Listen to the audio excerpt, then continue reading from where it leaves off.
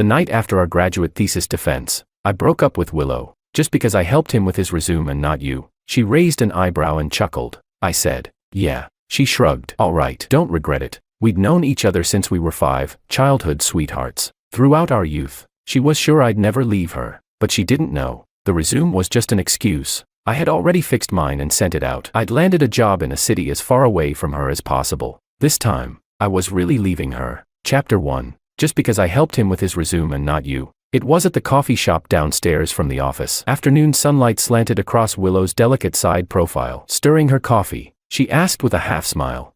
Mr. Wong, are you really that petty? I nodded. Petty enough to break up. She rested her chin on her hand, her eyes lifting at the corners. How many times is this now? Remember? I paused. She leaned back lazily into the sofa and continued. 8th, 9th, or 10th. Don't be ridiculous, George. After more than 10 years, you can't live without me. I shook my head. No one's indispensable. We'll both live. She let out a soft oh, nodded, and said, all right, just don't regret it. I won't. I stood up and walked out, right into Makoto. He had a document folder tucked under his arm. Willow, the final interview notice from that foreign company just came through. I'm still not confident. Could you help me go over the interview strategy again? Willow didn't respond right away, but her gaze landed on me. If this had been before, I'd have snapped at him right then. What does your interview have to do with Willow? But I was tired of this happening over and over. I turned to leave, but Makoto stopped me. George, don't misunderstand. Willow and I are just regular friends.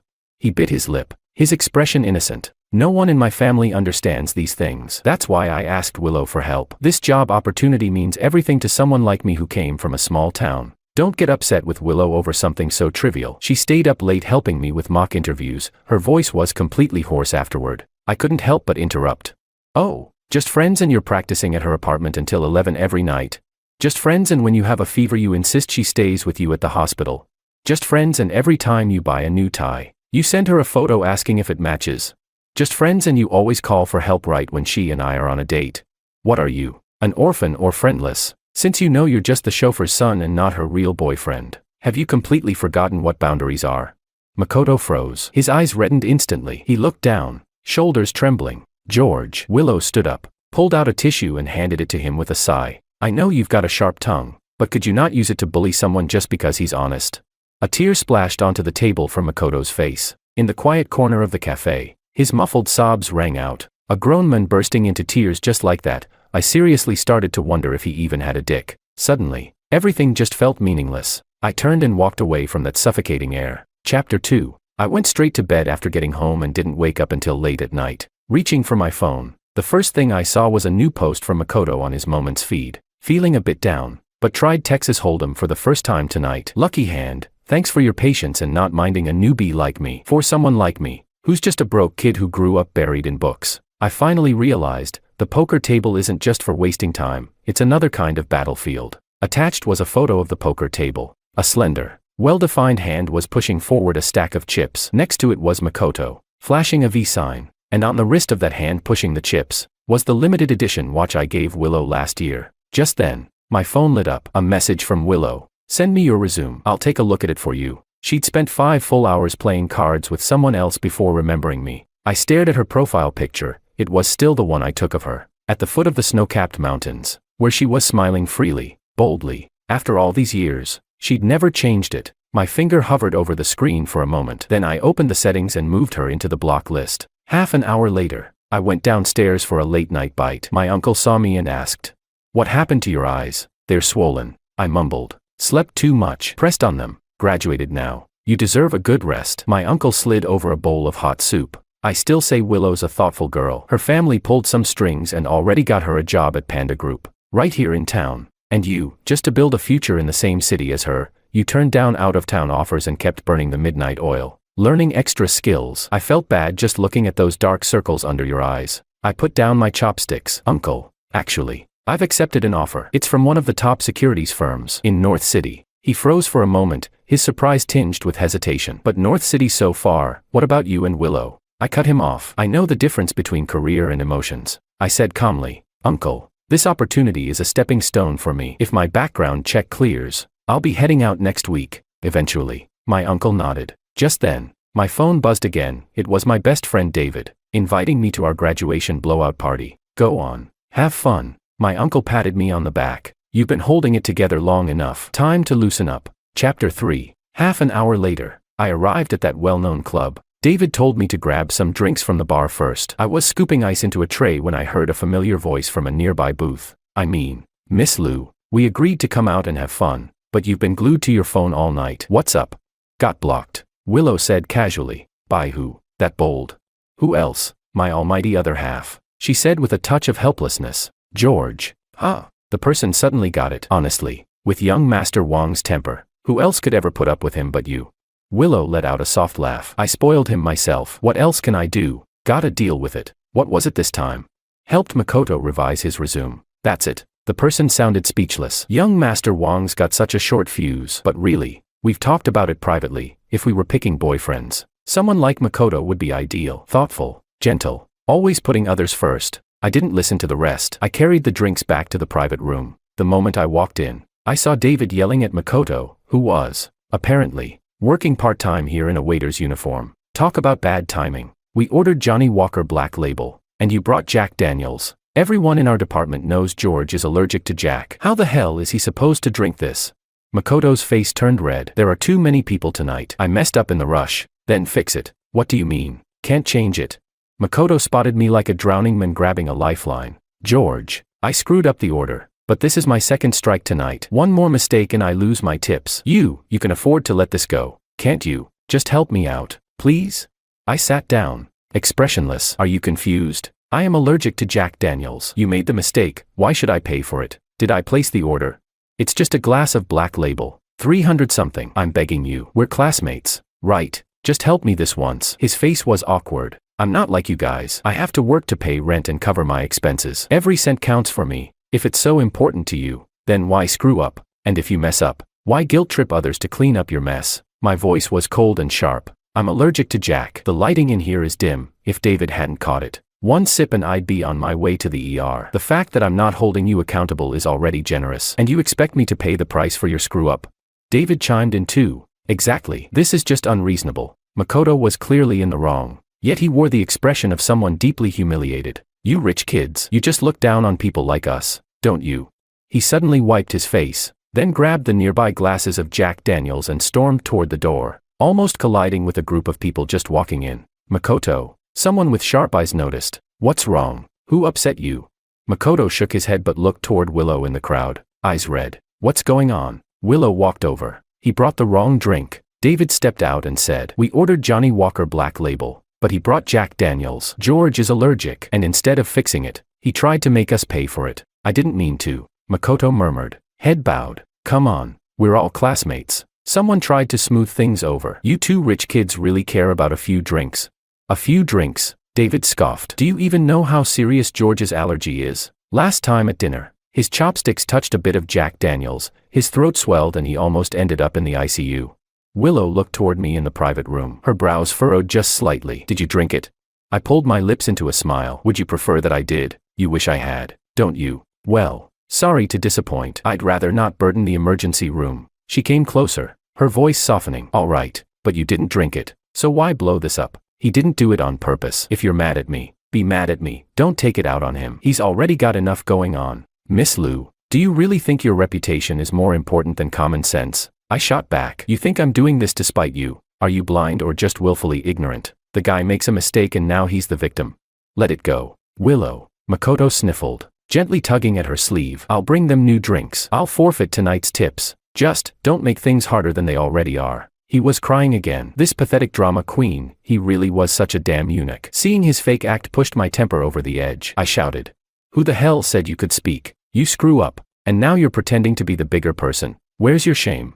George, Willow's voice dropped low. Firm now. That's enough. Don't go too far. Then she turned to Makoto. Send the Jack Daniels to our table. Bring them a few more Black Labels. Put it on my tab. No need. I grabbed my jacket. If the lady wants to play saint, she can do it alone. David, let's go. Ha, what a temper. Someone muttered behind me. Chapter 4. David and I walked through the quiet streets in the early morning. Sorry, George, he said, a little frustrated. I should have just ordered another drink. Saved you and Willow from fighting again. Why should I be the one to back down? I kept walking. Just because he can cry, we all have to cover for his mistakes.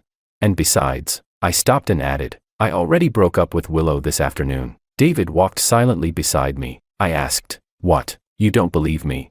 He let out a long sigh. Honestly, George, no one believes you'll actually break up with Willow. He looked at me and asked, are you really willing to let her go? That question echoed in my head as I sat in the car on the way home. Really willing.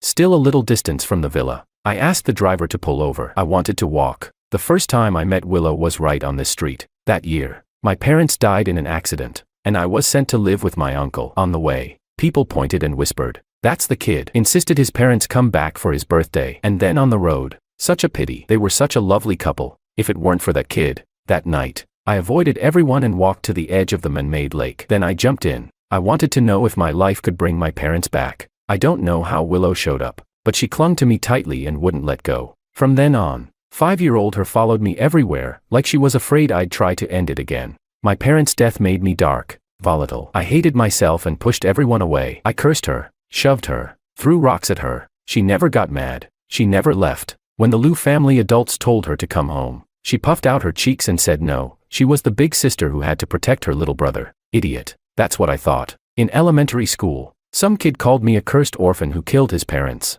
Willow rushed in and started swinging at them. He's not parentless, she shouted, her nose bruised, her lip split. Uncle and aunt are his parents now. When the crowd finally left, I looked at her coldly and said, they're not your parents, they will be. She grinned, even though it hurt. Once you marry me, won't they be? Maybe that's when I softened. That day, I reached out and pulled her off the ground. Our little hands clasped, and they didn't let go for over 10 years. Until our first year of grad school, when Makoto came to the Liu family. He was the son of Mr. Ito, their longtime driver. He'd gotten into our university's graduate program and moved in with his dad. The first time I sensed something was off was on Willow's birthday. I had brought a gift and snuck into her apartment to surprise her, hiding in the closet by the entrance. But she came in, with Makoto. Willow, happy birthday. I made this model myself. It's based on your family's old estate, he said shyly. It's probably not as fancy as what George got you, but I spent several nights working on it. Thank you. It's the thought that counts, Willow said. I felt a surge of rage. I pushed open the closet door and walked out. What do you mean, not as fancy as George's? You give your gift. Fine, but why compare it to mine? Because it's expensive. It doesn't count as heartfelt. I didn't mean it that way. He was startled when he saw me, face flushing red as he stammered. Willow escorted him out. What are you mad about? She said, closing the door and smiling at me. I don't like him. His family's in a tough spot. His mom's sick, and his dad barely makes enough driving. Getting into our school wasn't easy. Uncle asked me to look out for him, she said, just for 3 years. But those 3 years became the source of most of our fights. Makoto always managed to show up whenever Willow and I had time alone. Sometimes it was with a thesis he needed help with. Other times his laptop had suddenly broken, or he'd be sick and in need of care. And whenever I got annoyed, he'd lower his head and stay silent. To everyone else, it looked like I was bullying him. Even Willow thought I was making a fuss over nothing. It's just a small favor. What's the big deal? I don't even like him. Why are you so jealous?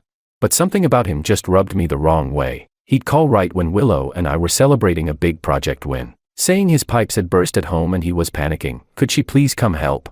He'd suddenly have acute gastroenteritis and ask Willow to take him to the hospital. While I sat alone in a restaurant we'd booked over an hour ago, he'd ask Willow to help him revise his thesis every night online, even once when I was standing at the study door, and neither of them even noticed me there. Everyone told me to chill out. He's having a hard time. It's just helping. But I couldn't get over that feeling deep in my gut. I'd argued with her, given her the silent treatment, even broken up with her. But after every breakup, I'd toss and turn in bed, unable to sleep, then pathetically go crawling back, even trying to change, to be more understanding. David was right. I couldn't let her go. I just couldn't. A bond built over more than a decade had fused into my bones. Every time I tried to cut it off, it felt like slicing flesh off with a dull knife, excruciating. And I hate pain. That's why I kept choosing to compromise, again and again, until last month. The project I was leading was ambushed by a ruthless competitor at a critical stage. Everything was falling apart. I tried to reach her, called over a dozen times. No answer.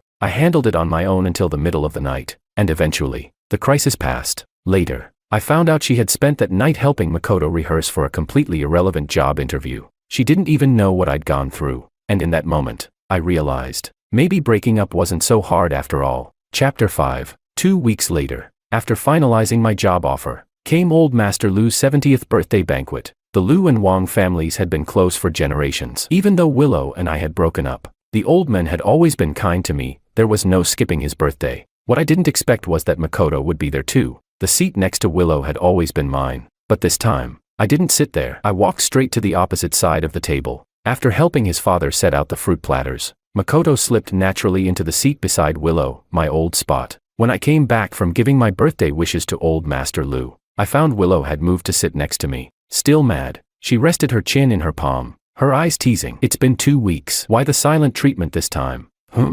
I sat down calmly and said, Willow, we broke up. You agreed to it too. She let out a light laugh. Unbelievable. Fine, then tell me, how long are you planning for this breakup to last this time? I ignored her. The banquet began. After old Master Liu blew out his candles, the elders started chatting about the three of us and our future plans. Makoto's resume for that investment bank final interview, thank heavens for Willow's edits, really made it shine. And now he's got the offer. Right downstairs from Willow's head office. Master Ito chimed in proudly. Makoto smiled sheepishly. It was all thanks to Willow giving me crash sessions and teaching me how to negotiate salary. Without her, I couldn't have gotten closer to my dream of working in investment banking. Old Madam Liu turned to me. And what about you, George? Grandma still doesn't know which firm you decided on. He actually got an offer from Panda Group in South City. Willow cut in before I could speak, pride in her voice as usual. I asked their HR director myself. The starting salary's impressive. He's got a bright future. As she said it, she nudged my shoe gently under the table. I moved my foot away and looked down to pick at my food. The platform for your first job matters a lot. You have to choose wisely. Old Master Liu nodded. Makoto jumped in quickly. Exactly, me. I come from a humble background, so I've always wanted to get into finance, partly to earn more and help my family, but also because finance is the lifeblood of the economy. And since I've received so much kindness from the Liu family, I hope that in the future, if any of you need help with asset allocation, I can give back in that way too. Choosing a job isn't just about money, it's about its value to society and how much it helps others. Don't you agree, George? I smiled. Sorry, I'm not quite as noble as you. I just want to start as an analyst, build experience, and eventually take over my family's company. Of course, if any of you are looking for wealth planning services, our firm just launched a new ultra-high net worth family office program. The team is top tier in the industry, offering global asset management and 24/7 concierge response. Really, George? Old Madam Liu's eyes lit up. That's actually a very useful service, my uncle added proudly. George showed me the proposal last week. It was extremely professional. Our whole family is behind him. The elders leaned in, eagerly asking for more details. Meanwhile, across the table, Makoto's face flushed red, then pale. After the banquet ended, Willow caught up with me under the vine-covered arbor in the garden. All right, you've made your point. Now add me back, she said. I found it ridiculous. Made my point. We're broken up. Haven't you heard? The best kind of ex is one who's as quiet as if they were dead. You're always so harsh. She reached out, trying to grab my arm. I'm heading to HQ for training next month. It'll be half a year, maybe longer. If you don't add me back now, it'll be hard to even see me. You really don't want that? I don't, I said. We're already over. What's there to want? I turned to leave. She suddenly pulled my phone out of my pocket. Give it back, I shouted. Don't be childish. She unlocked it smoothly and, as she removed herself from my block list, said, There. You're seriously going to keep this silent treatment going until your first day at Panda Group. Don't forget, you'll need someone to help you settle in. Why would I need you? She was going to South City's Panda Group. I was headed to North City's Penguin Securities. Not even in the same region. Then who are you expecting to help you? One of those pretty female colleagues at Panda. She scoffed. Forget it. On your first day, I will be the one to help. Don't forget, you have a girlfriend. I was speechless. At that moment, Makoto's voice cut in from the side. On the first day, can I come with you guys? Makoto had this uncanny ability to show up like a ghost whenever Willow and I were alone, always pretending it was just coincidence. Like he had some kind of radar installed. Willow froze, surprised, then shook her head. Sorry, Makoto. Our luggage will probably take up the whole car. I'll call another one for you. I don't have much, just a carry-on, he said, then turned to me with hopeful eyes. George, you're probably bringing more stuff, right? How about you take that car? I can ride with Willow, we'll fit just fine. I almost laughed from how absurd it was. Sure, you two go ahead. You're headed the same way anyway. I turned and walked off. Even one more second there made my skin crawl. Willow ran after me. Don't say stuff just to be spiteful. She grabbed my arm. Your first day at a new job is important. I have to be the one who takes you. I folded my arms and glanced over at Makoto, standing there all pitiful like a kicked puppy. You sure? If you don't take him, He might start crying again. Why would I take him? He's not my boyfriend, she said bluntly, then added, I didn't help with your resume because I thought an offer from Panda was a walk in the park for you. I know how amazing my boyfriend is.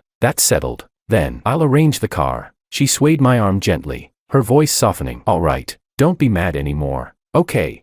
Just then, a few elders strolled into the garden. Oh my, look at these two, what a perfect match. Old Madame Lou beamed. Seeing I stayed still, Willow's lips curled into a confident smile. She probably thought I'd cooled off again, that, like all the other times, this breakup was just noise without consequence. Be good, she whispered in my ear. When I get back from training, we'll start at Panda Group together. Chapter 6. 2 months passed in the blink of an eye. During those 2 months, Willow kept messaging me on and off. At first, I would reply with things like, we've broken up, stop bothering me. She completely ignored it, acting like I was just throwing a tantrum, and kept texting as usual. When I didn't respond, she'd keep sending messages anyway, relentlessly. Eventually, I'd occasionally reply with a cold just to make her stop. The day I received my official onboarding notice from North City's Penguin Securities, I celebrated with my uncle. Uncle, do you think what I'm doing is wrong? I asked. His eyes widened as he snapped. What's wrong with it? I may be old, but I'm not senile. That Lou girl and Makoto, there's something going on. I saw it clear as day at the banquet. And I didn't say anything that day about how she was making my nephew look like a fool. George, you've got the talent. You should be working at a major platform like Penguin. Penguin's onboarding date was 1 week earlier than Willow's company HQ. My uncle insisted on seeing me off in person, so we flew to North City early and used the time to get familiar with the area. As the plane climbed, I stared out the window at the shrinking city skyline, and for the first time, I truly felt it. I had left. I got a new North City phone number, registered a new social media account, and only added a handful of people like David. My uncle stayed with me for the first week after I started the job. Just a few days after he left, while I was walking with a senior colleague on the way to a morning meeting, my phone rang. David. George. Something's happened. Word is, Willow never showed up to report in at Panda Group. I froze. What? She finished training and went looking for you, but neither you nor your uncle were around. So she figured you two went traveling. And for some reason, she actually went to that investment banking mixer with Makoto. You changed numbers, so you haven't seen Makoto's posts. He's been spamming his Moments feed, 9 picture collages every day. Every single one had Willow in it. Anyone looking at them would think he's her actual boyfriend. Then came onboarding day. You weren't there. She couldn't reach your uncle or you by phone. That's when she started freaking out, messaging everyone she could think of, even going back to our university to ask around. That's when she ran into one of the professors and finally found out you never accepted the Panda Group offer. You went to Penguin in North City. The professor seemed surprised, said he thought she knew, mentioned that you had asked him not to spread the word about getting the Penguin offer. She came to see me yesterday. She looked totally wrecked, no makeup, hair a mess, asking me if I knew why you went to North City. I asked her, don't you know why? Then I showed her Makoto's Moments feed. I told her, anyone could see how clingy the two of them were. How could George keep putting up with that? She said she had no idea about those posts. Honestly, she didn't look like she was lying. I think she might be coming to find you. Not might. She's already here. As I lowered the phone, I looked up, and there she was, standing right in front of me, travel-worn and breathless. Chapter 7. Willow looked completely wrecked. No makeup. Dark circles under her eyes. Bloodshot and weary. Gone was the bright, polished woman I once knew. Xiao Wang. Who's this? My colleague asked. I said nothing. She looks like it's urgent. Want me to take the materials up for you? I shook my head. No need. Let's go together. As I walked past Willow, she suddenly grabbed my wrist. George, I have a morning meeting. It's important. I brushed her hand off and said coolly, if there's something to say, we'll talk afterward. Then I followed my colleague into the elevator. 20 minutes later, I came back downstairs. Willow was still standing in the same spot. My colleague glanced at her, then asked in a low voice, do you need help? She looks pretty shaken. It's fine, thanks. Sister, bye. I replied with a smile. She's an old friend. She nodded. Let me know if you need anything. I brought Willow to a tea house downstairs from the office. We sat by the window. I need an explanation. Her voice was hoarse. We broke up, I replied. She stared at me, her gaze unrelenting. Because I helped him with his resume. Let's say that's why. Do you even realize what kind of decision you've made? We agreed to build our future here, in this city, and now you just up and leave without saying a word. George, what do you even take me for? Take you for? What a joke. An ex, I said calmly. And since you're an ex, where I work isn't your concern anymore. Why? Her voice rose. You've fallen for someone else, that woman from earlier. I let out a short laugh. Wow. Willow, after hanging around Makoto long enough, you've really picked up the art of flipping the script, haven't you? I stood up. If you're here to accuse me, throw a tantrum, and blame me for the breakup, then there's nothing left to say. I picked up my briefcase and turned to leave, but she grabbed my wrist with all her strength. Her whole body was trembling. 18 years. 18 years, she lifted her head, eyes bloodshot. All because of a resume. That's your excuse for walking away. You were tired of me all along, weren't you? You just wanted to ditch me, admit it. George, how could you be so cruel? After everything, you just cut me off like it meant nothing. Did you even have a heart? Do you know what I thought about every day during training? I thought, once we both settled down, I'd buy a place in South City. We'd finally have our own home. We'd go to work together in the mornings, spend weekends furniture shopping, curl up on the couch watching movies. We'd both shine in our own careers, and then we'd get married. I even went to that banking mixer because I heard some Panda Group execs would be there. I wanted to help clear the path for you. You know what I was doing the few days you were flying to North City for your job? I was researching all the housing options in South City that would suit us. And while I sorted through all those listings, all I could think was, her eyes were frighteningly red. When I picked you up on your first day, I'd give you this surprise. You'd be so happy you'd jump for joy. I was planning our future like an idiot. George, and you, what the hell were you doing? Did it feel good? Huh? Leading me on like that, did it make you happy? I looked at her quietly. All I saw was heartbreak, resentment, disbelief, shattered pride. I sat back down across from her. Willow, I said, do you know why I started pushing that family office project the second I got the Penguin offer? Chapter 8. She froze. On the night of May 15th, my uncle went out of town for a business trip, and my aunt took a leave to visit her hometown. I was home alone and ordered seafood takeout. I didn't check the ingredients carefully. It had crab roe in it, which I'm allergic to, I said calmly. I'm not sure if it had anything else, but the allergic reaction was more severe than ever before. I couldn't breathe. Everything went dark, and rashes broke out all over my body. I called you multiple times, but no one answered. Eventually, I called 911. In those long 10+ minutes waiting for the ambulance, I kept calling you. When the ambulance arrived, I practically crawled to open the door. Willow's pupils suddenly contracted. When they lifted me onto the stretcher, I honestly thought I wasn't going to make it. As the ambulance wailed past your apartment building, I wished so badly that you'd see it, that you'd be with me. I've always been afraid of hospitals. That night, I thought of my parents. I didn't want to die alone in a hospital. I was shaking so hard they had to physically restrain me. It wasn't until after 2 a.m. that my symptoms barely came under control. I refused to stay for observation and took a cab home by myself. That's when your call finally came. Do you remember what I asked? I asked why you hadn't answered all night. And do you remember what you said? Willow's face turned ghostly pale. You said you were helping Makoto with mock interviews and had silenced your phone to focus. Her voice trembled. George. I didn't know. I really didn't know.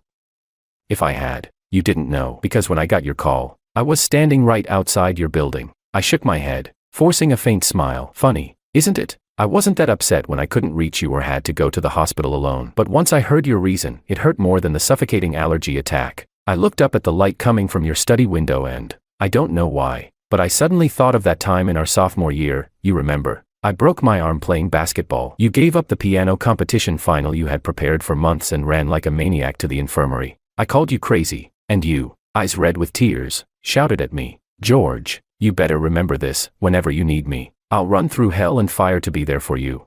These past 2 years, I've been blaming myself. Every argument, every breakup, I kept wondering if I was too hot-tempered, too petty, too demanding. But that night, standing outside your building, watching the lights in your and Makoto's rooms go off one by one, in that moment, I finally let go. I don't know when it started, but the person who used to rush to me without hesitation now has someone else in their eyes. Someone to confide in about my temper. Someone worth forgetting me over. And maybe that's your choice. I could never be as gentle and considerate as Makoto. No matter how much noise I make, it's meaningless now. This play of ours, of the three of us, it's time to take the final bow. Willow stared at me blankly, as if all her strength had been drained. So, those last 2 months before graduation, you'd already decided to leave?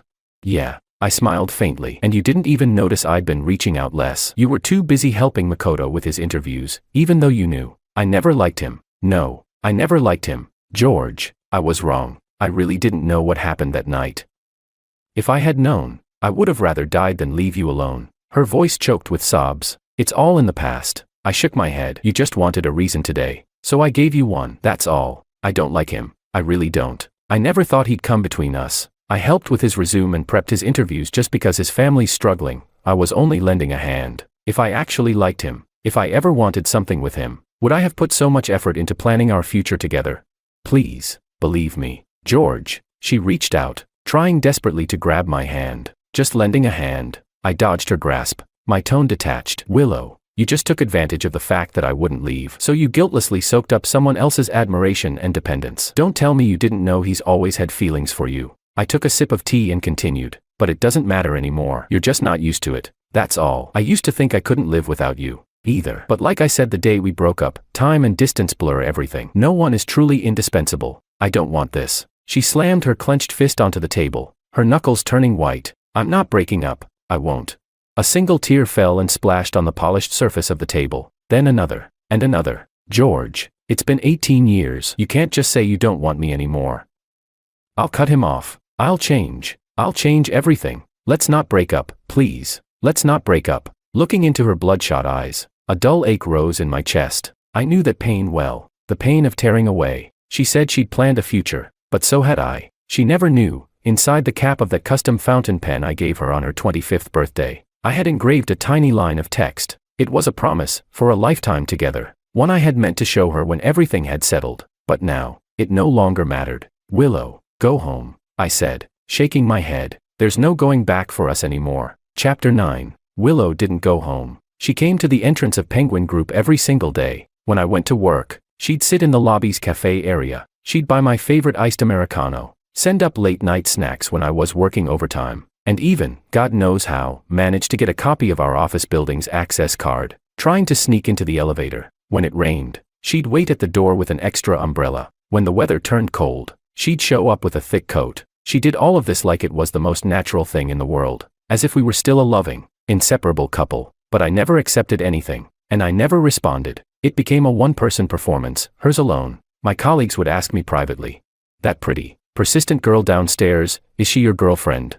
I'd say, "Ex-girlfriend." "Whoa," they'd gasp. "An ex that beautiful and devoted, and you still have the heart to say no? Why not just get back together?" She kept it up for an entire month. Then, at an industry networking event, I met a woman. She was a partner at a well-known law firm, sharp, elegant, and articulate. Her insights into the financial market left a strong impression on me. After the event, she took the initiative to exchange business cards and invited me to coffee that weekend to discuss possible collaboration. That scene happened to be witnessed by Willow, who was waiting in the lobby. She instinctively stepped forward, like she had countless times in the past, ready to assert her presence, as if claiming her territory. But after taking 2 steps, she abruptly stopped, because she heard me on the phone saying, "All right, see you this weekend, George." She rushed over and grabbed my arm, eyes red and wild. "Don't say yes to her. George, please, don't agree to meet her." I thought of the phone call I got last night from Aunt Lou. "George, we elders won't meddle in your young folks' business. We're happy you're doing well in North City, but if Willow keeps this up, she's going to lose her position at Panda Group. You know how much she sacrificed to get into that company. I'm begging you, talk to her, convince her to come back, please." "Willow," I said, "it's time for you to go home." Chapter 10. At first, Willow refused to leave, but 3 days later, she finally returned to South City, because Grandma Lou was hospitalized after falling ill from stress. 2 days later, I got a call from my uncle. "George, you need to come back." "What happened?" Sigh. "It's that Lou girl again. She's refusing to report for work at Panda Group, and now she's throwing a tantrum, saying she wants to resign and move to North City. Your Grandpa Lou and Grandma Lou are absolutely furious. Oh, and now she's threatening to go on a hunger strike. You know her stomach's always been weak." She collapsed again. "I had to use our family's medical concierge card to get a specialist to come to the house." He sighed. "I know you've made up your mind to break up, but Grandpa and Grandma Lou have treated you like their own grandson since you were little. Just come back and talk some sense into her. Get that girl to stop making trouble and go back to work." I booked the earliest flight back to South City. The moment Grandma Lou saw me, she began to wipe her tears. "You two were doing so well. What happened? If Willow bullied you, just tell Grandma. I'll set her straight for you." "All right." I shook my head. "Grandma, please take care of your health. I'll go up and check on her." Upstairs, just outside Willow's bedroom, I ran into Makoto. He was holding a bowl of warm porridge meant to soothe the stomach and was gently trying to persuade her. "Get lost. Who told you to come? I said you're not allowed in my house again." Willow's hoarse voice roared from inside the room. "Ito-san's back pain flared up today, so I came in his place," Makoto said, voice as timidly stubborn as ever. "If not for yourself, Can't you at least think of those who truly care about you? Something slammed hard against the door. I said, get lost. Don't you understand human language? I'm not leaving. Makoto's voice rose, laced with tears. I'm not as heartless as he is. I can't stand watching you destroy yourself like this. If you won't eat or go to work, then I won't eat or go to school either. Go ahead and die. See if I care. Get out. The next second, the door flew open. Willow's lifeless eyes instantly lit up the moment they saw me. George. She shoved Makoto aside. You're back. When did you get here? Just got off the plane, I replied calmly. If this isn't a good time, I can come back later. Don't be silly. Her eyes immediately turned red. I knew you wouldn't abandon me. I was silent for a few seconds. Willow. This is childish. Come in. She gripped my hand tightly, pulling me into the room, completely ignoring Makoto beside her. I've already contacted some headhunters in South City. A few companies look promising. Take a look. But suddenly, Makoto extended an arm, blocking the doorway. Move. Willow's voice turned ice cold. Why are you being so stupid? What is it you like about him anyway? Makoto looked at Willow, his eyes filled with unshed tears. He's selfish, cold, bad-tempered, and all he does is take from you. His parents died because of him. Willow, are you really going to ruin yourself over him? Shut up. Willow was trembling with rage. Say one more word about George and I swear I'll rip your mouth apart. This is between us. Stay out of it. I won't stay out of it. Seeing you like this hurts more than dying. Then he turned to me, his eyes filled with resentment. George, have you ever really cared about her? What have you ever done except take and take? Her stomach's weak. Did you ever make her porridge once? She was so exhausted from rotating shifts that she nearly passed out from low blood sugar. But she still thought to buy you a late-night snack. Did you ever feel sorry for her? She gave everything to you. What did you give her in return? I suddenly smiled. George, don't listen to this lunatic. Willow clutched my hand tighter in panic. I pulled my hand free, looked at Makoto with a cold smirk, and said, you think you're the one who really loves her, don't you? You think she's just some poor girl blinded by a toxic relationship, and you're the noble savior here to rescue her? What a joke. She pities you. You pity her. The two of you really are a perfect match. I stepped forward. You ask what I've done for her. You warm up one bowl of porridge and think that makes you some kind of tragic romantic hero. Did it never occur to you that this porridge recipe doesn't even exist on the market? Makoto froze. That's because the bowl you're holding, I made it. Every summer, at our old countryside house, I personally cooked it for her. Her stomach's delicate. To help her heal, I pored over medical texts, experimented with dozens of formulas, stayed up countless nights until I finally settled on this one. It's obscure, no factory would produce it, and I didn't trust outsourcing it anyway. So every summer, I did it myself. I picked the best rice, the most authentic medicinal herbs. I stood by the clay pot and simmered it for half a day. Do you know how suffocating a kitchen gets in the middle of summer? You only see the polished version of her, the prestigious degree, the glamorous look. But did you know that in her second year of grad school, the pressure from her project was so overwhelming that she had sleepless nights, even thoughts of giving up? I'm the one who found her a therapist. I stayed up chatting with her when she couldn't sleep. I dropped everything to take her into the mountains for a week when she couldn't bear to face people. My voice was ice. I never planned to tell you any of this, but seeing your self-righteous, savior complex just disgusts me. Yes, Willow and I broke up, but who the hell are you to question what I gave her? Makoto stared at me, lips trembling, utterly speechless. Get out. Makoto. Willow's voice was sharp as ice. Don't make me call security. Then what about me? He collapsed onto the floor, looking up at her like a drowning man grasping at a final straw. These 3 years, everything we've shared, day in and day out. Willow, are you saying you never felt anything for me? No, Willow replied, firm and resolute. If I gave you the wrong idea, I'm sorry. But if I had known helping you would cost me George, I'd rather never have met you. He stared at her in a daze. For a long moment, he didn't move. Then finally, covering his face, he turned and ran down the stairs in a stumble. Chapter 11. Clatter. In his panic, Makoto knocked over the delicate pen stand on Willow's desk, the custom fountain pen I gave her on her 25th birthday, engraved with a vow for the future, rolled to the ground, the cap and body separating. She scrambled to pick it up, but the moment her hand grasped the pen body, she froze. Inside the cap, the line of carefully hidden micro-engraved words glinted clearly under the light. To my Willow, may the rest of my life write each chapter of our future together. George. Willow sank to her knees on the carpet, her hands trembling as she picked up the cap. Holding it to the light, she carefully rotated it, reading the even smaller inscriptions engraved along the inner rim, lines that could only be seen when turned just right. The first one, Willow, happy graduation. I gave everything I had to get closer to your future. My reward, will a kiss be enough? The second, sweetheart, you've worked hard this year. Boyfriend sounds a little worn out now, interested in something more permanent. Like, calling me husband. The third, today's the day we move into our new home. Tell me, what color flowers did you choose for the balcony? The fourth. The fifth, Willow. I just found a gray hair. No laughing. Next life. Let me meet you first. Okay. And finally, Willow, if you're reading this, it means we really did spend a lifetime together. Your ticket to the next life, officially stamped. She clutched the pen, sobbing uncontrollably. I'll go to North City and find a job, she said, looking up through tear-filled eyes. George, once I'm settled, give me a chance, please? I shook my head. Willow, do you remember the first day I returned to South City, when you waited for me downstairs?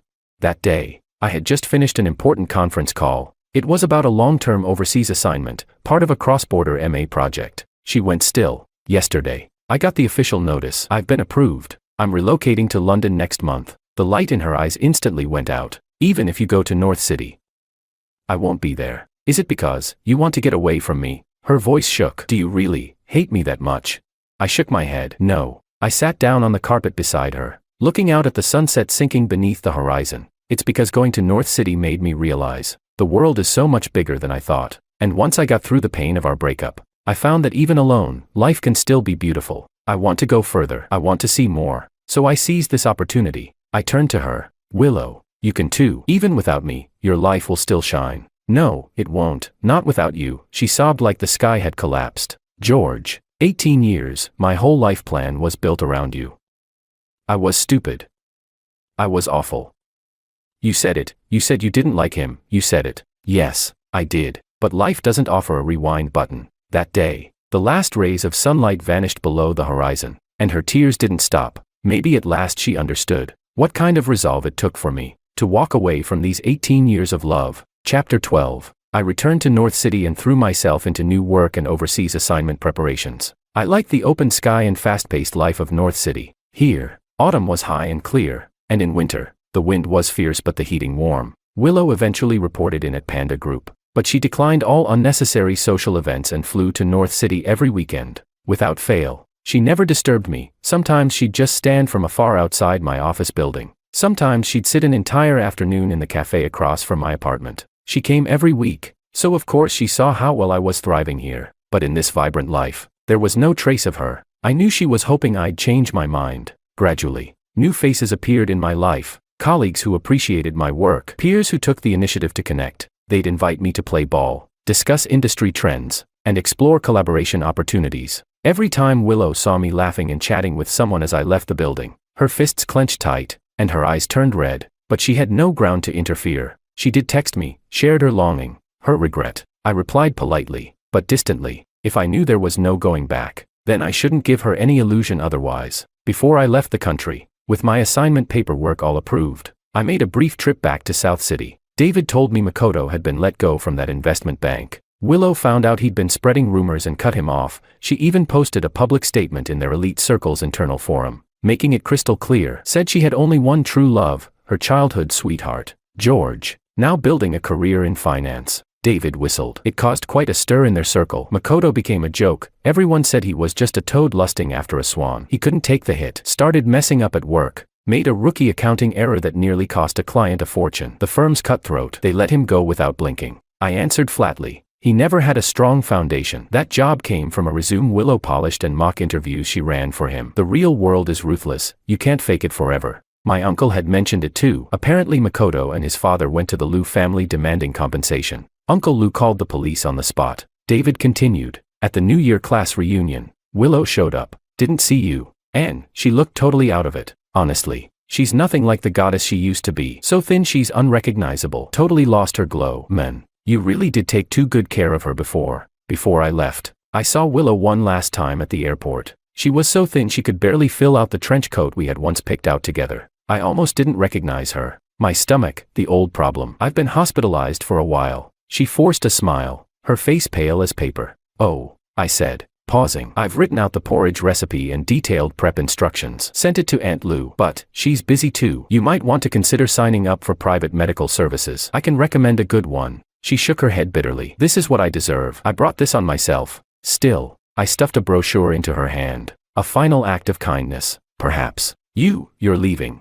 Her voice was soft, cautious. Yeah, I nodded. Flights this afternoon. My uncle's seeing me off. Can I visit you in London someday? Her eyes held one last flicker of hope. I smiled gently and slowly shook my head. It's too far. Don't trouble yourself. A year of clinging had to end somewhere. She needed to let go too. But still, she stubbornly shook her head. Goodbye. I waved at her and turned toward the security checkpoint. Outside the massive terminal windows, the morning light pierced through the clouds, painting the sky in clear gold and crimson, like molten glass, full of endless possibility. Suddenly I remembered, many years ago, on a morning just like this, I once held Willow's hand, pointed to the sky, and said, "One day, we'll go see the bigger world together." Today's sunrise seemed more magnificent than any in my memory, and I would be setting off alone, toward the vast world that now belonged to me. Who says that's not something to look forward to?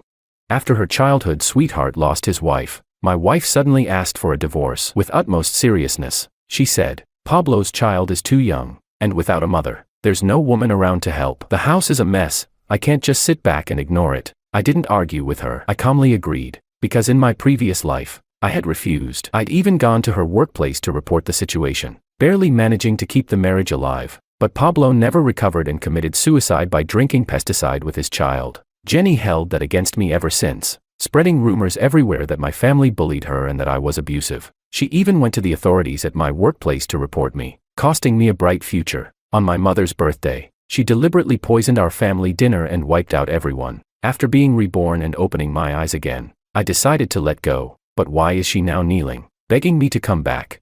Chapter 1. This report, you're signing it whether you like it or not. Jenny snapped harshly, as if afraid I'd cling to her and refuse to let go. The village councillor frowned as he looked at our divorce application and scolded me. "Orson, what kind of husband are you? Do you realize how hard life is for a divorced woman in the village?"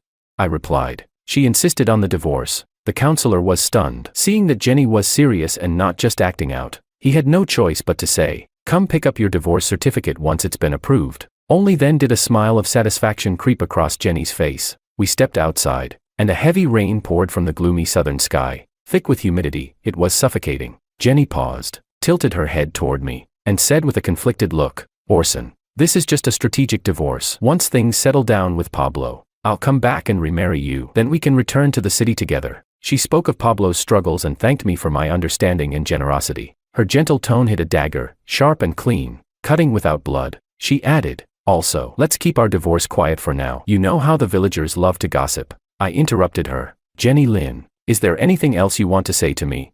Hearing me address her by full name, her smile dropped. "You're still being so clingy. It's just a temporary divorce. Once Pablo's situation improves, we'll get back together."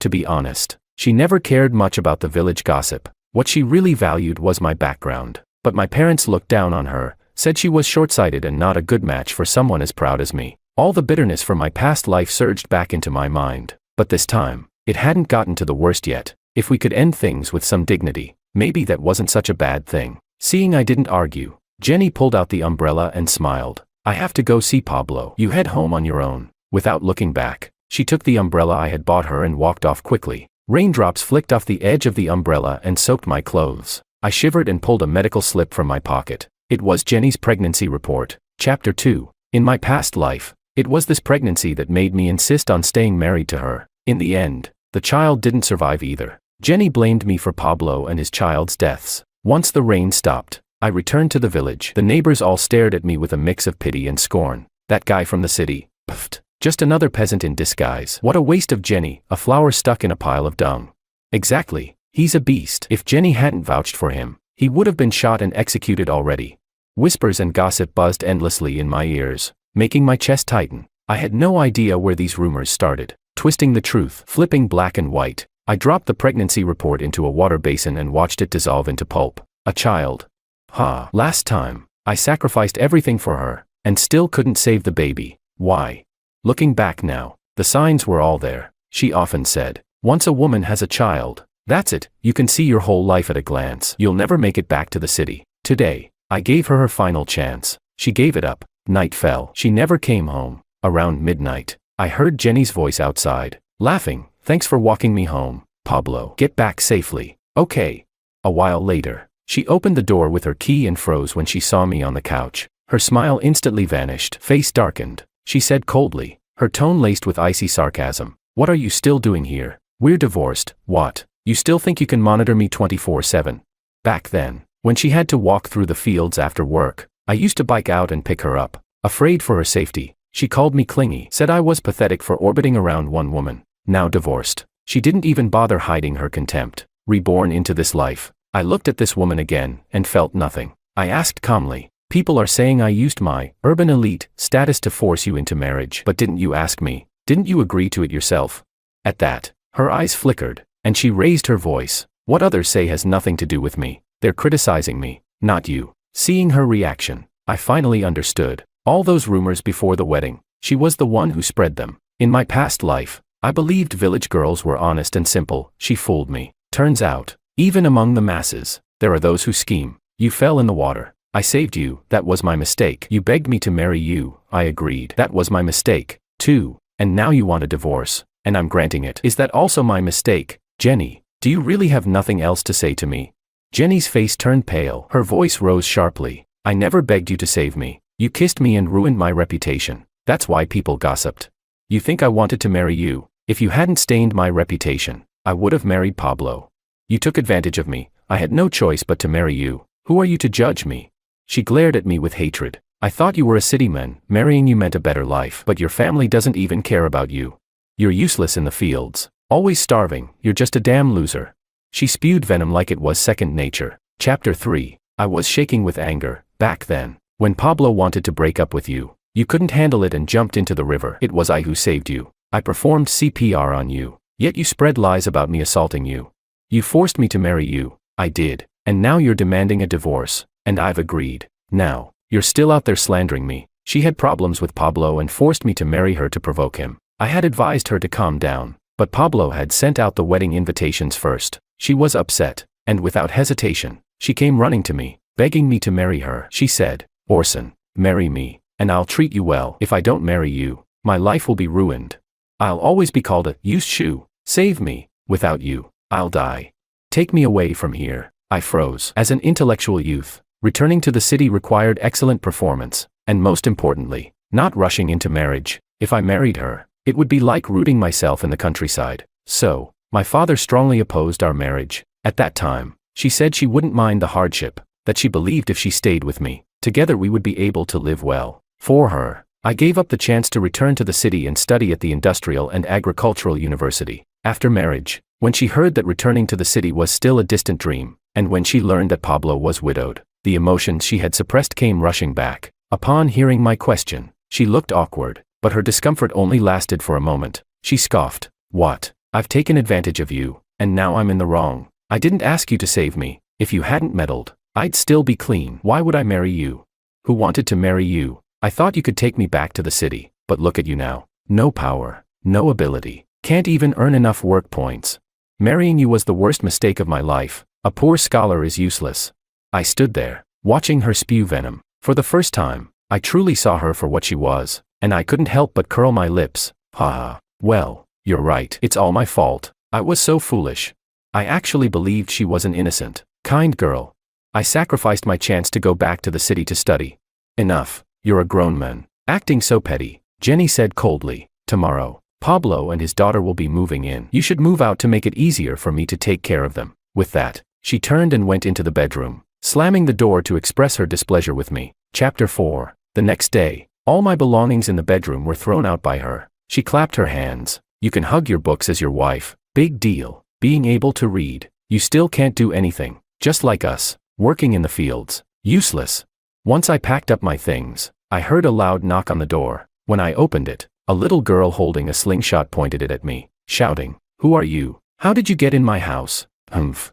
She said it so confidently that I stood there frozen at the door. Cecilia, don't be rude. Pablo, trailing behind her with luggage, looked strong, clearly capable of hard work. Seeing me, Pablo grabbed the girl's braid. Brother, she's just a kid, lost her mother, doesn't understand. Don't take it personally. He seemed to be apologizing for his daughter, but his words carried an underlying provocation. You've divorced Jenny, right? So why are you still here? By the way, you'll soon find out that Jenny and I are planning to get married. If you stay here, it's going to be awkward for everyone, don't you think?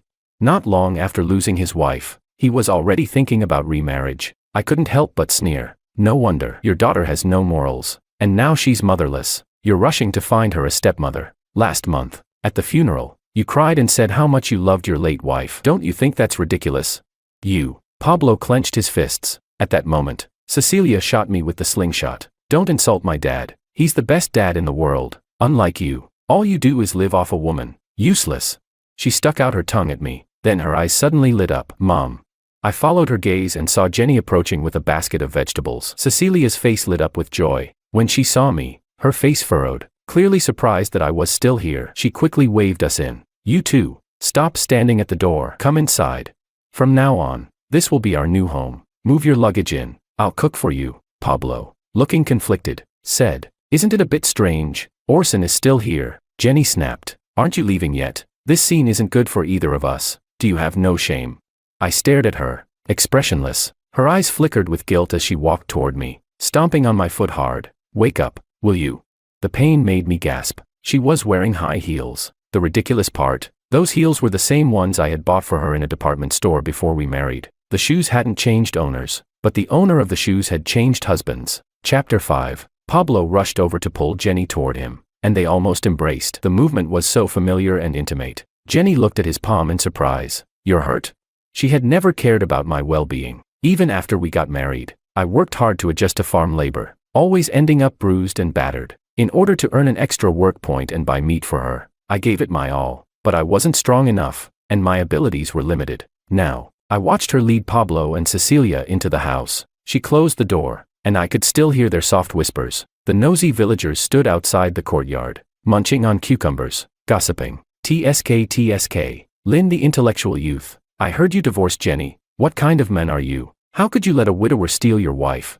With a loud clang, Pablo opened the door, stepping out and flexing his biceps proudly. From now on, Jenny is under my protection. No one better gossip, or I won't spare you with my fists.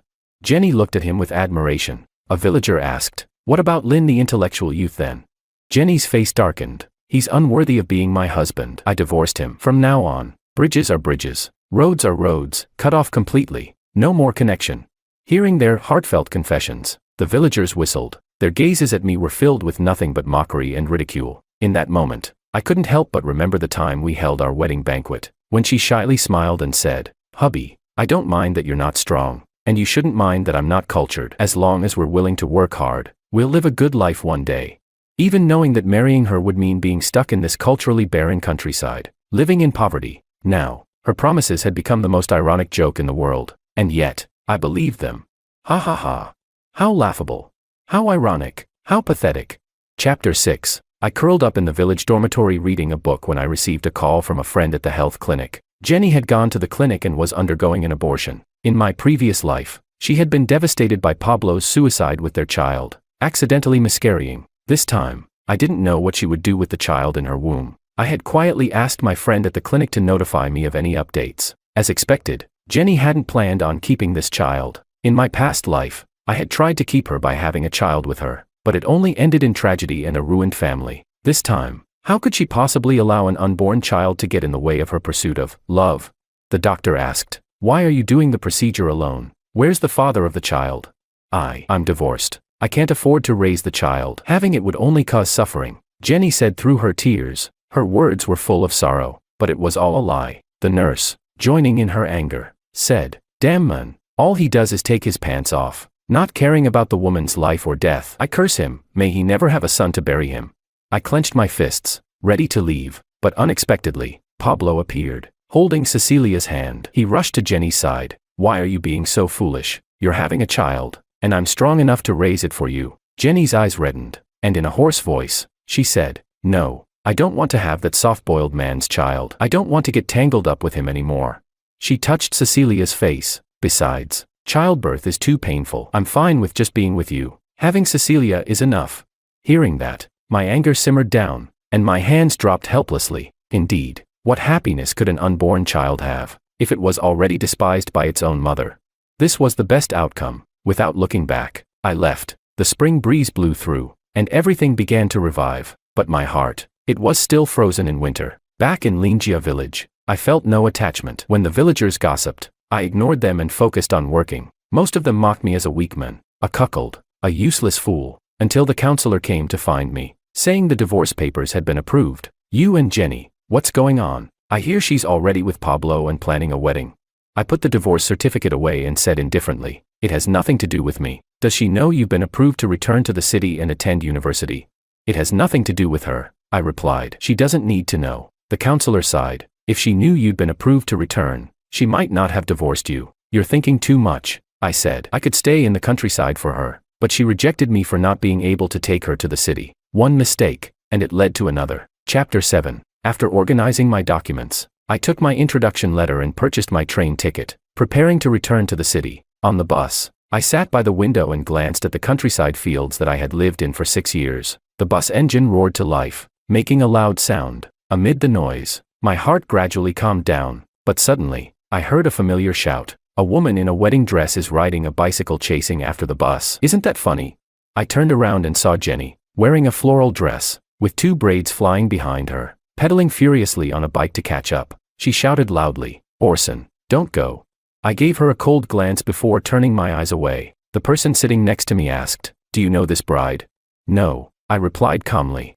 When I arrived back in a city, the familiar air hit me. Leaving as a young man, returning as a grown-up, there was a complex sense of nostalgia in my heart. Once, I had been full of youthful zeal, sent to the countryside to engage in agricultural labor, only to face years of disdain. Even when my parents tried everything to get me to come back, I stubbornly held on to my pride. In my previous life, I brought Jenny back to the city, thinking we would live a peaceful life. I reconciled with my mother, but little did I know that it would become her death sentence. Just thinking about how the woman I married killed my own mother fills me with regret. With this thought in mind, I almost ran home. I lived in a shared apartment, and the walls, weathered by time, were worn and faded. "Orson," an elderly voice sounded from the side. I turned around abruptly and saw my mother, hunched over, staring at me in disbelief. Her pupils shook. My mother's hair had turned much grayer, and she had become much thinner. I could no longer hide the emotions swelling up in my heart. I rushed to hug her tightly. They say men rarely shed tears, but it's just that they haven't been truly hurt yet. With reddened eyes and a hoarse voice, I whispered, "Mom, I'm sorry. I was unfilial. I was rebellious for too long, and came back too late." My mother jumped back in shock. "What happened, son? Who made you suffer? Tell me. I'll make them pay. Who dares bully my son?" Her voice was still as strong as ever, and it startled my father, who came out from the living room. He opened the door and scolded, "You brat, you finally decided to come back, and you've made your mother so upset." When my mother heard this, she glared at my father fiercely and shielded me behind her. "If you upset Orson again, I'll kick you out of the house." Saying this, she pulled me inside, ordering my father to go buy vegetables and telling him to buy more meat. After being away for 4 years, nothing had changed in my room. It was still neat and clean. In my previous life, my father had high expectations for me, criticizing me for not being manly enough. Even though I excelled academically, he thought I should have done better, and rarely gave me any praise. Growing up in this atmosphere, I was constantly suppressed by my father. In my youth, I was arrogant and full of resentment toward him, and then he passed away before I had a chance to visit him. After experiencing 2 lives, I now understood my father's good intentions. They loved me, but their love was too traditional and rigid. Years of experience taught me how to be a person. Only now do I realize, the people who love you most in this world are always your family. Chapter 8. At dinner, my parents made a big spread of my favorite dishes. "Look at you. You've gotten darker and thinner. Did you come back alone?" my mother asked carefully. I could see their doubts. I calmly replied, "I divorced her." When my parents heard this, their chopsticks fell from their hands, and they stared at me with wide eyes. They listened to me explain what had happened. My father slammed the table. "What? You just put up with it like that? Sit down." My mother's voice was low and firm. "Control your temper." My father's lips trembled in anger, glaring at me, then looking unhappily at my mother. Are you really going to just let this go?" My mother snapped her chopsticks in two. "How could this happen? Who dares deceive my precious son? Those shameless dogs need to be taught a lesson." I had thought I could let it go, but after seeing my parents again, my anger, suppressed for so long, surged back. In my previous life, when I brought her back to the city, I thought she would settle down. Little did I know, she poisoned and killed my entire family for another man. I remembered how my mother had begged Jenny to spare me. Jenny had sneered, "If I spare him, he'll just kill Pablo. He always protected me when I was young, and he's my family, so you should send him to accompany him." My gaze darkened. They better not provoke me again, or they'll regret it. After my mother's persuasion, I returned to the Agricultural and Industrial University. When I stepped onto campus again and saw the energetic young students, I realized I was still just in my early 20s. While I was at the teaching office, I unexpectedly saw Jenny. She was wearing a floral dress, her hair in 2 large braids, and when she saw me, her face lit up with excitement as she rushed over to me. "Hubby, why didn't you tell me when you returned to the city? I came specifically to find you. Do I look good?" I frowned and looked coldly at the woman in front of me. She pouted and said, "We pretended to divorce so you could come back to the city. I've done my part. Take me to see your parents. I brought them a lot of hometown specialties." Her speed of changing faces was beyond anything I could have imagined. I scoffed. "Isn't your husband Pablo?"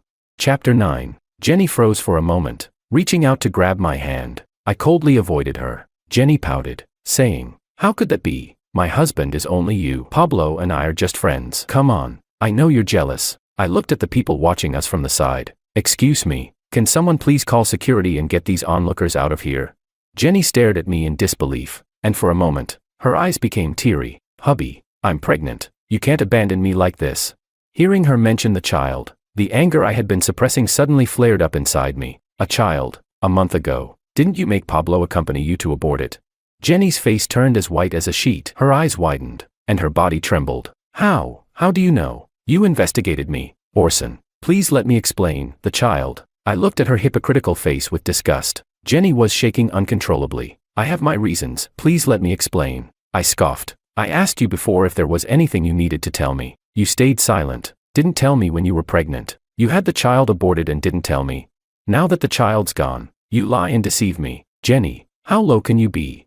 Jenny shook her head, biting her lip. I didn't know you could return to the city. In the countryside, we can't afford to raise a child, so I kept it from you. Isn't it because you're interested in Pablo and didn't want to have his child, wanting to be Cecilia's mother?"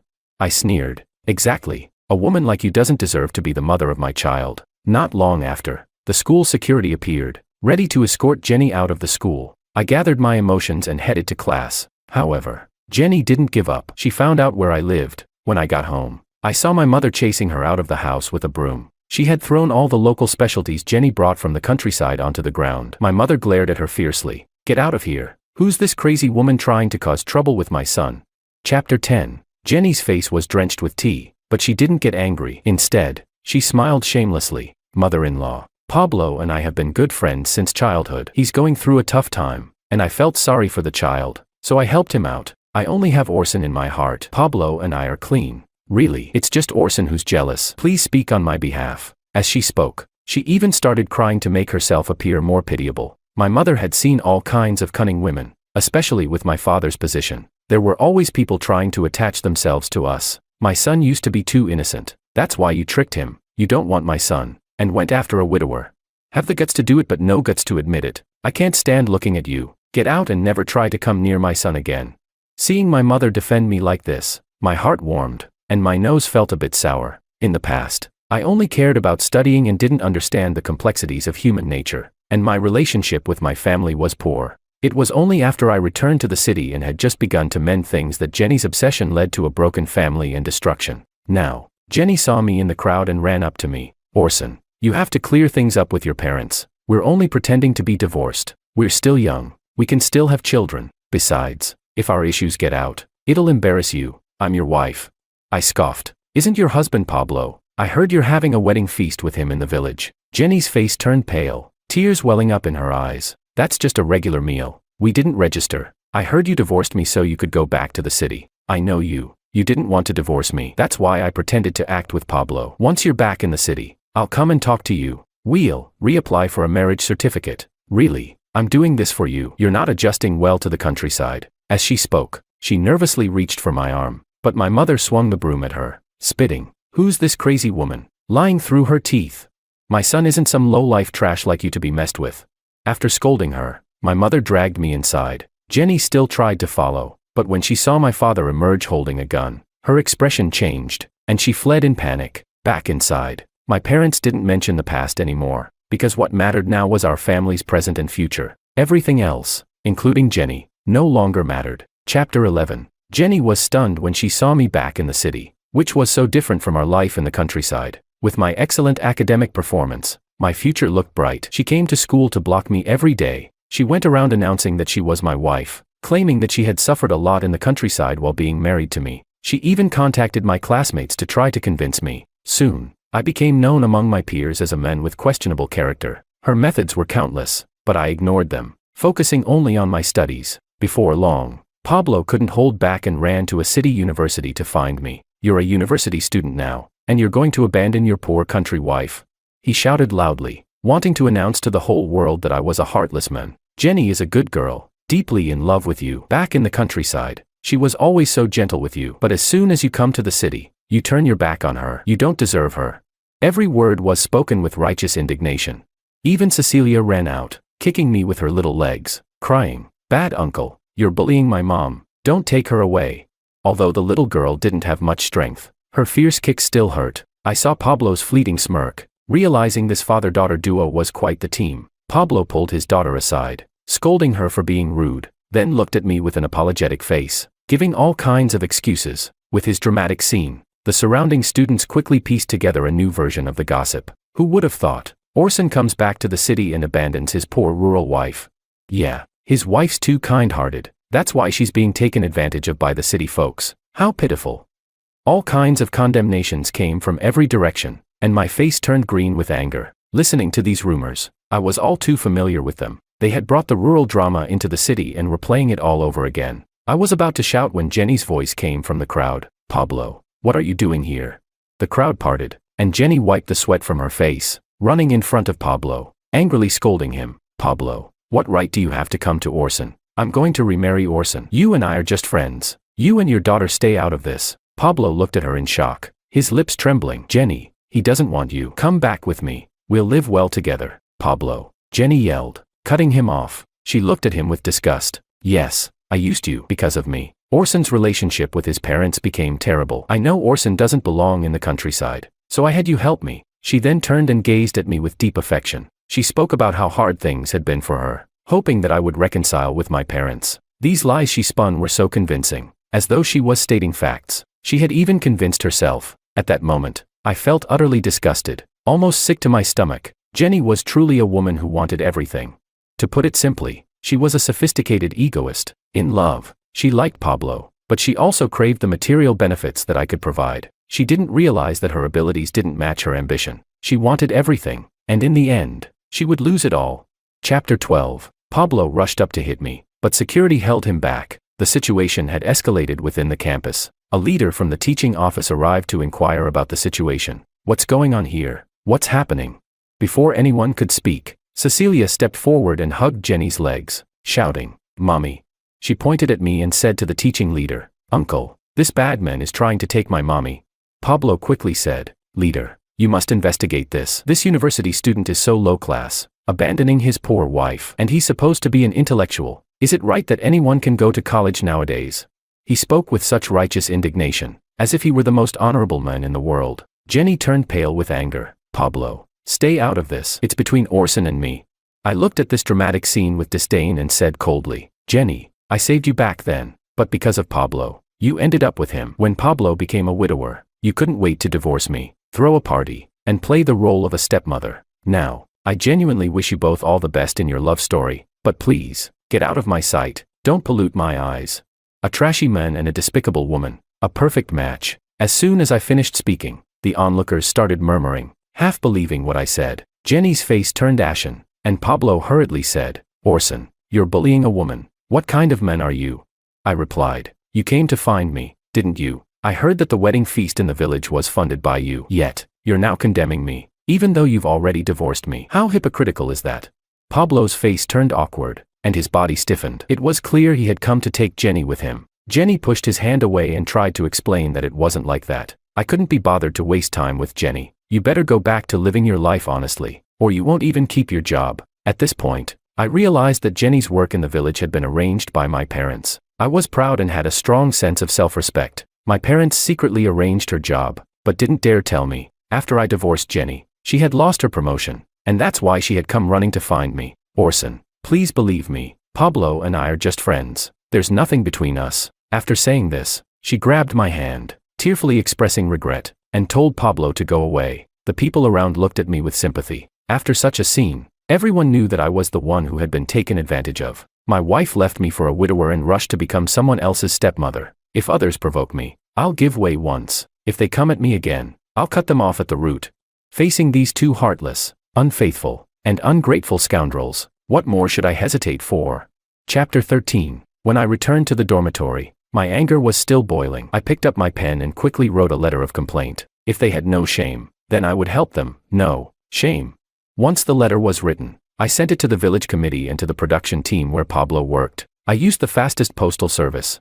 Sure enough, within a few days, Pablo and Jenny vanished from my sight. They never appeared in front of me again. I immediately felt a sense of relief. Once the trash from my life was cleared away, the world felt full of sunshine. When I went home for the weekend, I was greeted with a fragrant dinner. My mom couldn't wait to share the good news with me. Jenny got fired from her job, and that Pablo, his behavior was inappropriate. Sweet-talking young girls, he was severely reprimanded.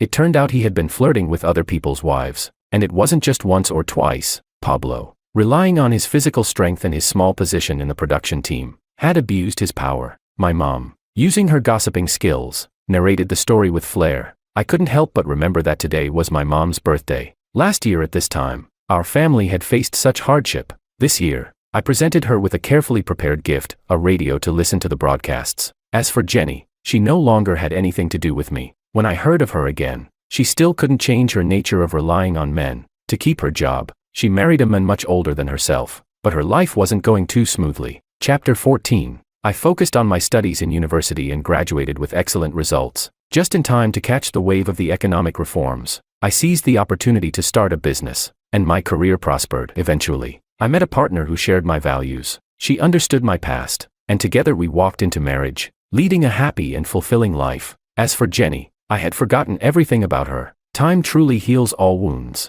Until 7 years later, when I went on a business trip to Nan County and stayed in the best hotel, a beggar suddenly stopped me, holding a broken bowl, looking up at me. When she saw me, her pupils trembled. Husband. She dropped the broken bowl and lunged at me, kneeling on the ground. Husband, you've finally come to find me.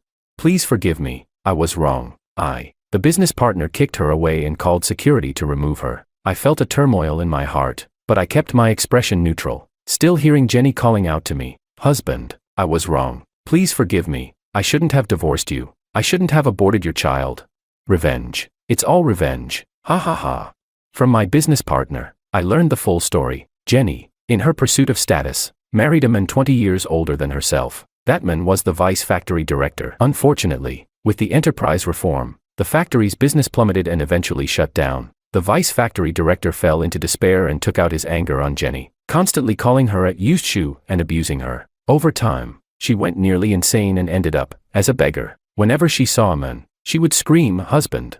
She kept apologizing, saying she was wrong. Seeing her in such a wretched state, I did feel a slight stir in my heart, but it was only a tiny one. As for Pablo was still the same old dog. After being fired, he went to work in the southern city. He was clever enough to make some money, then started boasting in his hometown. Behind the scenes, however, he got involved with the factory director's mistress and was beaten nearly to death when it was discovered. I saw his name in the newspaper later. In revenge against the factory director, he killed him with a beer bottle. He was caught red-handed and sentenced to death. As expected, karma is real. Bad people get what's coming to them. Now, I was holding my wife's hand and carrying our daughter back to my parents' house. When we opened the door, we were greeted by the smiles of my parents. When I was young, I didn't understand the true value of harmony in the family brings prosperity. Now, having lived through it all, I suddenly realized, happiness has always been right here. There's no need to search for it far away. The pain has long passed. What's left is the ability to see the subtle beauty in life. After experiencing so much, the most important thing in life is to grow old peacefully with your family. With that, I could truly say that I didn't waste the good times of life.